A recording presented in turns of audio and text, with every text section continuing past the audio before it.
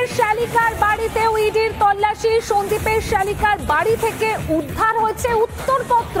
সূত্র মারফত যেমন তথ্যগুলো পাওয়া যাচ্ছে, উদ্ধার হয়েছে উত্তরপত্র, উদ্ধার হয়েছে আরজি করের ডাক্তারি পরীক্ষার উত্তরপত্র।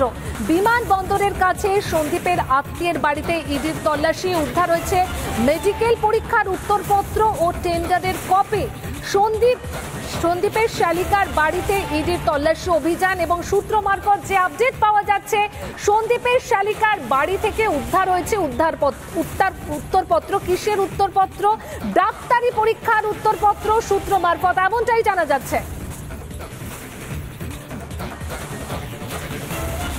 চরম দুর্নীতি এবং চরম দুর্ভাগ্যের ব্যাপার। আমরা যারা মেডিকেল স্টুডেন্ট এত কষ্ট করে পড়াশোনা করে পরীক্ষা দিই, সেই জায়গায় দাঁড়িয়ে থেকে যদি এখন একজন প্রিন্সিপাল হয়ে তার বাড়ির আত্মীয়ের কাছ থেকে এগুলো পাওয়া যায়, হতাশাজনক, দুর্ভাগ্যজনক, খুব দুঃখের ব্যাপার।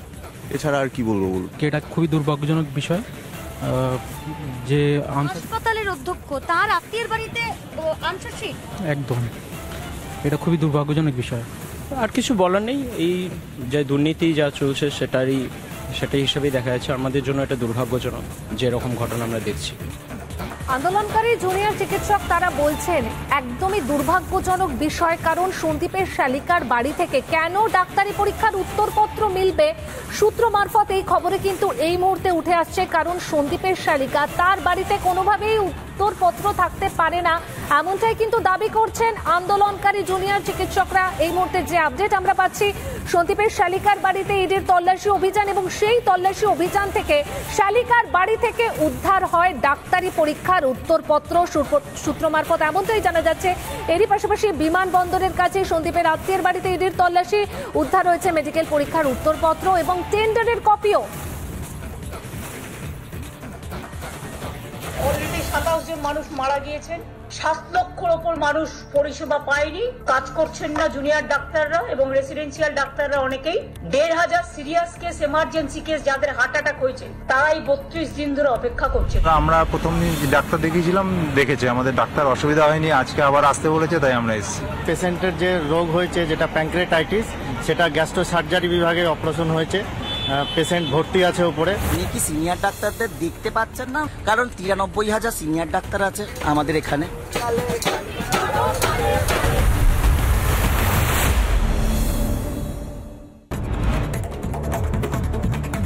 জয়নগরের বহরু বাজারের রেস্টুরেন্ট ডিস্ট্রিবিউটরের গোডাউনে ইডি হানা। শুক্রবার সকালে আসে ইডির দুটি টিম। বরুণ ঘোষ ওরফে বাবুয়া রেশনের গোডাউনে তল্লাশি ইডির। বরুণের বাড়িতেও ইডির হানা। রেশন দুর্নীতি মামলায় এই তল্লাশি বলে জানা যায়। রেশন দুর্নীতি মামলায় কল্যাণীতেও ইডির হানা। এ ব্লকের 5 পল্লীতে হানা ইডির। ফুড ইন্সপেক্টর সালমা হেমব্রমের বাড়িতে তল্লাশি ইডির 5 আধিকারিকের। রেশন দুর্নীতির তদন্তে তুঙ্গে ইডির তৎপরতা। বাসন্তীতে হানা কেন্দ্রীয় তদন্তকারী সংস্থা। সোনাখালী রেশন দোকানে হানা ইডি আধিকারিকদের, বাইরে মোতায়েন কেন্দ্রীয় বাহিনীর জওয়ানরা। রেশন দুর্নীতির তদন্তে রাজ্যের একাধিক জায়গায় ইডির হানা এবং তল্লাশি। দেগঙ্গার হামাদামার একটি সমবায় ব্যাংকে হানা ইডি আধিকারিকদের, তল্লাশি এক মহিলা সহ 5 ইডি আধিকারিকের। ভিন রাজ্যে কাজে গিয়ে মৃত্যু এক পরিযায়ী শ্রমিকের। মৃত মসিউর রহমান ফারাক্কার শাকোপাড়ার বাসিন্দা। মার্বেলের কাজের জন্য তিনি ওড়িশা গিয়েছিলেন বলে পরিবার সূত্রের খবর। সেখানে বিদ্যুৎস্পৃষ্ট হয়ে তার মৃত্যু হয় বলে জানা যায়। ঘটনায় এলাকায় শোকের ছায়া।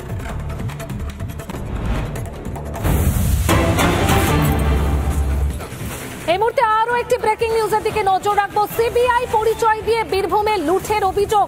শান্তিনিকেতনের পূর্বপল্লীতে সঙ্গীত শিল্পীকে প্রাণনাশের হুমকি দিয়ে 5.5 লক্ষ টাকা লুট করার অভিযোগ। শিল্পীর বাবাকেও খুনের হুমকি দেওয়া হয়। সিবিআই পরিচয় এবং সেই পরিচয় দিয়ে বীরভূমে লুট করার অভিযোগ উঠে আসছে। শান্তিনিকেতনের পূর্বপল্লীর ঘটনা, যেখানে সঙ্গীত শিল্পীকে প্রাণনাশের হুমকি দেওয়া হয় এবং এই প্রাণনাশের হুমকি দিয়ে 5.5 লক্ষ টাকা লুটের অভিযোগ।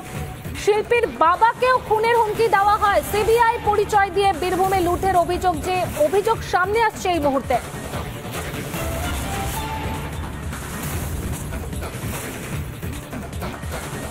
ফার্স্টে জানায় যে আমার নামে কোনো ক্রেডিট কার্ড তোলা হয় হায়দ্রাবাদ ব্যাংক থেকে এবং আমি নাকি মানি লন্ডারিং এর কেসে যুক্ত। নরেশ গোয়েলের সাথে, নরেশ গোয়েল বলে কেউ একজন আছে, তার সাথে নাকি আমি মানি লন্ডারিং এর কেসে যুক্ত।